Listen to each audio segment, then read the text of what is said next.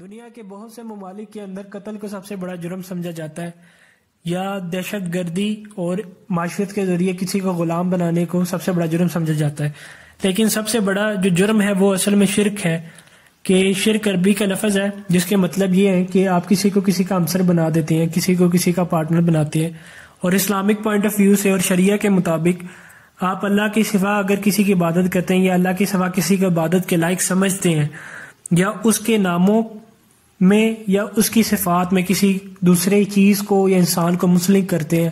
تو یہ بیسیکلی شرک کہلاتا ہے. اور یہ ماں باپ کی ذمہ داری میں شامل ہے کہ وہ اپنے بچوں کو اچھی تربیت دیں تعلیم کے ذریعے، اور کچھ نہ کچھ ایسے معاملات اور طریقے بتائیں جس کے ذریعے وہ اچھی زندگی گزار سکیں. اور اللہ تعالیٰ نے بھی یہ ذمہ داری والدین کو دی ہے. سورہ لقمان میں حضرت لقمان کی مثال دیتے ہوئے اللہ نے یہ ذمہ داری زیادہ تر باپ کو دی ہے کہ وہ یہ ذمہ داری لے کہ وہ اپنے بیٹوں کو یا بیٹیوں کو نصیحت کرے. تو حضرت لقمان اپنے بیٹے کو نصیحت کیا کرتے ہیں؟ وَإِذْ قَالَ لُقْمَانُ لِابْنِهِ وَهُوَ يَعِظُهُ يَا بُنَيَّ لَا تُشْرِكْ بِاللَّهِ إِنَّ الشِّرْكَ لَظُلْمٌ عَظِيمٌ.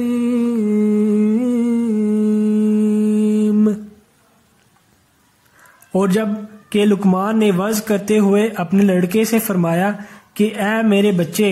اللہ کے ساتھ شرک نہ کرنا، بے شک شرک سب سے بڑا ظلم ہے. تو سب سے پہلی ایڈوائس جو حضرت لقمان نے اپنے بیٹے کو کی کہ وہ اپنے آپ کو شرک سے بچائے، اور اس کا متبادل توحید انہوں نے بتایا انہیں کہ اللہ کے سوا کسی کو عبادت کے لائق نہ سمجھے. اور اسی طرح اللہ تعالیٰ سورہ بقرہ کے اندر مینشن کرتے ہیں، سورہ بقرہ کی آیات نمبر 22 کے اندر فَلَا تَجْعَلُوا لِلَّهِ أَنْدَادًا وَأَنْتُمْ تَعْلَمُونَ. خبردار باوجود جاننے کے اللہ کے شریک مقرر نہ کرو. اور اسی طرح اللہ تعالیٰ سورہ ابراہیم کے اندر جو آیات نمبر 30 ہے اور سورہ نمبر 14 ہے اس میں فرماتے ہیں وَجَعَلُوا لِلَّهِ أَنْدَادًا لِيُضِلُّوا عَنْ سَبِيلِهِ قُلْ تَمَتَّعُوا فَإِنَّ مَصِيرَكُمْ إِلَى النَّارِ. انہوں نے اللہ کے ہمسر بنا لیے کہ لوگوں کو اللہ کی راہ سے بھٹکائیں. آپ کہہ دیجئے کہ خیر مزے کر لو، تمہاری باز گشت تو آخر جہنم ہی ہے. بخاری اور مسلم کی ایک حدیث ہے جس میں آپ صلی اللہ علیہ وسلم فرماتے ہیں، جس کا مفہوم ہے کہ جو شخص اس حالت میں مرا کہ جس نے اللہ تعالیٰ کے ساتھ شریک ٹھہرایا کسی کو، تو اس کا ٹھکانہ جہنم ہے. ایتھیسٹ لوگوں کا یہ کلیم ہے، ملحد لوگوں کا، کہ جو توحید ہے یہ بیسیکلی انسانوں کے اندر لائی گئی ہے، یہ پہلے سے موجود نہیں تھی. حالانکہ انسان جب پیدا ہوتا ہے اس کے اندر یہ چیز نہیں ہوتی کہ وہ اللہ تعالیٰ کو مانے یا نہ مانے، یہ بعد میں کوئی چیز زبردستی انسانوں کے دماغوں کے اندر انسرٹ کی گئی ہے. اس کا جواب الدہریات جو سورت نمبر 51 ہے اس کی آیات نمبر 56 سے 58 میں جواب ہے اس میں کہ اللہ تعالیٰ فرماتے ہیں وَمَا خَلَقْتُ الْجِنَّ وَالْإِنسَ إِلَّا لِيَعْبُدُونَ مَا أُرِيدُ مِنْهُمْ مِنْ رِزْقٍ وَمَا أُرِيدُ أَنْ يُطْعِمُونَ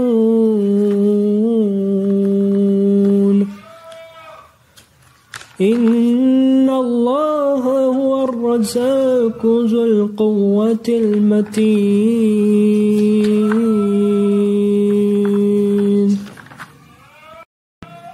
میں نے جنات اور انسانوں کو محض اس لیے پیدا کیا ہے کہ وہ صرف میری عبادت کریں. نہ میں ان سے روزی چاہتا ہوں نہ میری یہ چاہت ہے کہ یہ مجھے کھلائیں. اللہ تعالیٰ تو خود ہی سب کا روزی رساں توانائی والا اور زور آور ہے. اب سوال یہ ہے کہ اگر توحید ہماری فطرت کے اندر شامل کی گئی تھی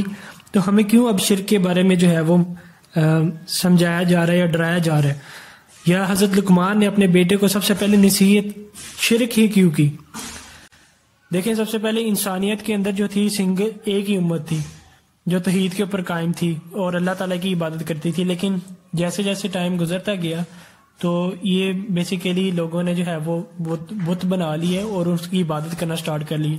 اور جب لوگ اصل راستے سے ہٹے تو اللہ تعالیٰ نے انبیاء کرام علیہ السلام اجمعین کو نازل فرمایا اور پیدا فرمایا، اس دنیا میں بھیجا کہ وہ لوگوں کو سیدھے راستے پر لے کے آئیں، اور ان کو جو سیدھے راستے پہ آتے ہیں ان کو خوشخبری سنائے اور جو نہیں آتے ان کو ڈر سنائے۔ سورہ بقرہ میں آیات نمبر 213 میں اس کے دلیل موجود ہے، جس میں اللہ تعالیٰ فرماتے ہیں كَانَ النَّاسُ أُمَّةً وَاحِدَةً فَبَعَثَ اللَّهُ النَّبِيِّينَ مُبَشِّرِينَ وَمُنذِرِينَ۔ دراصل لوگ ایک ہی گروہ تھے، اللہ تعالیٰ نے نبیوں کو خوشخبریاں دینے والا اور ڈرانے والا بنا کر بھیجا اور ان کے ساتھ اچھی کتابیں نازل فرمائی۔ صحیح بخاری کے اندر یہ حدیث موجود ہے جس میں ابن عباس رضی اللہ کہ حضرت آدم اور حضرت نوح علیہ السلام تک 10 نسلیں اللہ تعالیٰ نے پیدا فرمائی تھیں، اور وہ 10 نسلیں اللہ تعالیٰ ہی کی صرف عبادت کرتی تھیں، اور بعد میں اللہ تعالیٰ نے جب حضرت نوح علیہ السلام کے دور کے اندر شرک جو تھا سب سے پہلے اپیئر ہوا تھا۔ سب سے پہلے شرک حضرت نوح علیہ السلام کے دور میں جب آیا تو اللہ تعالیٰ نے پروفٹ جو ہے وہ بھیجے خوشخبری سنانے کے لیے اور ڈرانے کے لیے کہ بتوں کی عبادت نہ کرو، صرف اللہ کی عبادت کرو۔ اللہ تعالیٰ سورہ ہود میں فرماتے ہیں وَلَقَدْ أَرْسَلْنَا نُوحًا إِلَىٰ قَوْمِهِ إِنِّي لَكُمْ نَذِيرٌ مُبِينٌ أَلَّا تَعْبُدُوا إِلَّا اللَّهَ،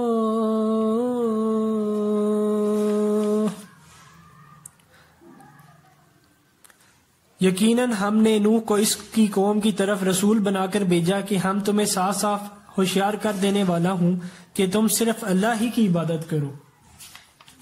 یہ مسلمان کے لیے جاننا لازمی ہے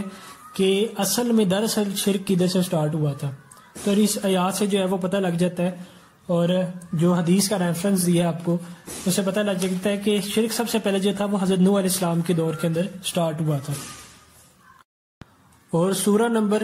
71 جس کی آیت نمبر 23 ہے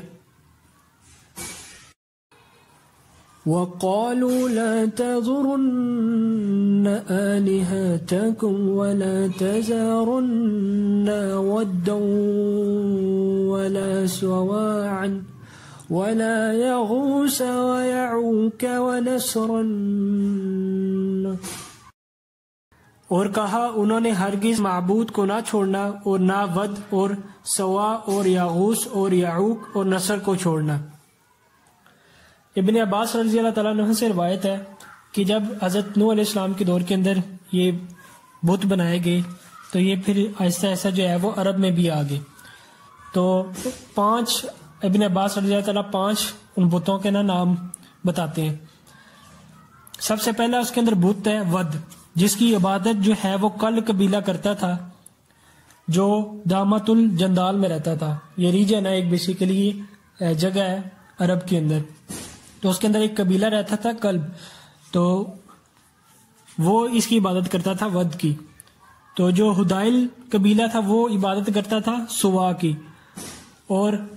غدیف قبیلہ جو تھا وہ یاغوت کی عبادت کرتا تھا، اور یعوق کی عبادت جو تھا وہ ہمدان قبیلہ کرتا تھا، اور نصر کی عبادت تل کالا کرتے تھے جو ہمار قبیلے کے تھے۔ تو یہ جو 5 قبیلے تھے، یہ جو 5 جو بتوں کے نام آپ کو بتایا میں نے، یہ دراصل حضرت نوح علیہ السلام کے نیک لوگ تھے جن کے جب وہ اس دنیا سے پردہ فرما گئے تو شیطان نے ان کے بعد کے آنے والے لوگوں کے اندر یہ وسوسہ ڈالا کہ ہم کیوں نہ ان کو جو ہے وہ ایک تعظیم کے لیے ان کے جو ہے وہ اسٹیچوز بنانا سٹارٹ کریں تاکہ لوگ ان کو دیکھ کے جو ہے وہ سیدھی راہ کے اوپر آئے۔ تو انہوں نے اسی طرح کیا جو بعد میں لوگ آئے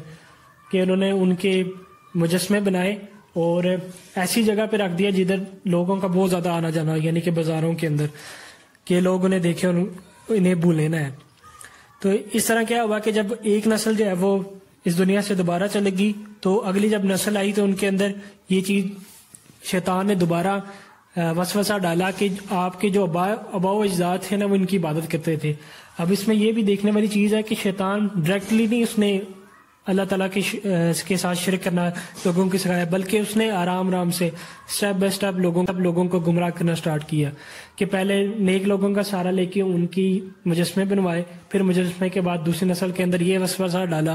کہ وہ آپ کے آباء و اجداد جو تھے وہ ان کی عبادت کرتے تھے تو تم لوگ بھی ان کی عبادت کرو. تو لوگوں نے اسی طرح کرنا سٹارٹ کر دیا. اور ایک اور حدیث کے اندر جو بخاری کے اندر یہ محمد ابن قیس رضی اللہ تعالیٰ فرماتے ہیں کہ یاغوت، یعوق اور نصر یہ جو تھے نیک لوگ تھے، اور ان کو بیسیکلی نا مثال کے طور پہ لوگوں کے لیے نا بتایا جاتا تھا کہ ان لوگوں کو فالو کیا جائے. جس طرح ہمارے اندر ہم خلفائے راشدین کی مثال دیتے ہیں، ابو بکر، عمر، عثمان، علی کی، لیکن ہم نے ان کے مجسمے تو نہیں بنائے، لیکن ان کے بعد والے جو لوگ ہیں، یعنی ہمارے جو بر صغیر کے اندر زیادہ تر لوگ ہیں، شیطان نے جو ہمارے بر صغیر کے نیک لوگ تھے ان کے ماننے والوں کے دل کے اندر یہ وسوسے ڈالے کہ یہ بڑے نیک لوگ تھے، ان کے تصویریں بنانی چاہیے، تصاویر بنانی چاہیے اور پھر ان کو عام کرنا چاہیے، اور جو کہ عام بھی کی گئی، ان کے مزارات بھی بنائے گئے جو کہ اصل اسلام کی تعلیم کے خلاف ہے. اگر آپ ان کے اصل اقوال بھی پڑھ لیں توحید کے اوپر تو وہ بہت زیادہ سخت ہے، کیونکہ توحید ہے ہی سخت. ان نیک لوگوں کی گھروں کے اندر تصویریں لگانا یا ایسی جگہ تصویریں لگانا جہاں آپ لوگ جاتے ہیں، یہ آپ کی محبت کا اظہار نہیں ہے، بلکہ یہ آپ ایک قسم کا شرک کر رہے ہیں. ان سے محبت کا اظہار یہ ہے کہ آپ ان کی اصل تعلیمات کے اوپر جائیں اور جو ان تعلیمات انہوں نے قرآن اور سنت سے لوگوں تک پہنچائی ہے اس کو فالو کریں. یہ بہتر طریقہ ہے اور ہم اسی طرح اس سے بچ سکتے ہیں. اب یہ جو حدیث ہے جس میں محمد ابن قیس رضی اللہ تعالیٰ عنہ فرماتے ہیں کہ اسی طرح لوگوں نے جو ہے مثال دینا سٹارٹ کی لوگوں کی کہ یہ نیک لوگ ہیں اور ہمیں ان کو جو ہے وہ ان کی تصویر بنانی چاہیے تاکہ ہم ان کو جو ہے وہ فالو کر سکیں. اور یہ اللہ تعالیٰ کے بہت زیادہ فرما بردار تھے، یہ اللہ تعالیٰ کے بہت زیادہ نیک لوگ تھے. اور آپ رضی اللہ تعالیٰ عنہ فرماتے کہ جب یہ لوگ وفات پا کے نا